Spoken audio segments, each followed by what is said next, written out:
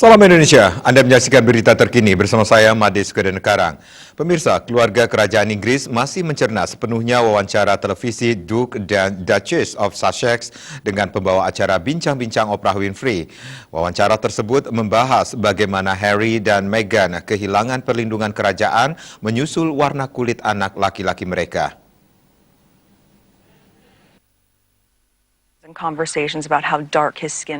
Berita utama surat kabar Inggris memuat wawancara pribadi yang mendalam yang disiarkan di Amerika Serikat baru-baru ini.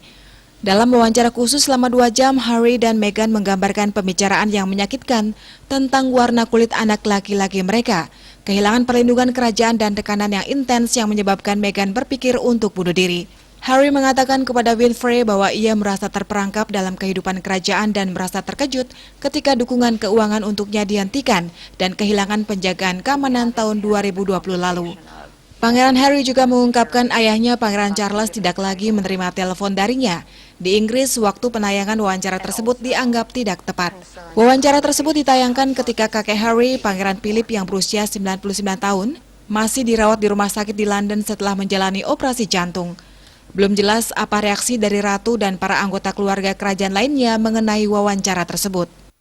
I had 3 conversations with my grandmother and 2 conversations with my father before he stopped taking my calls.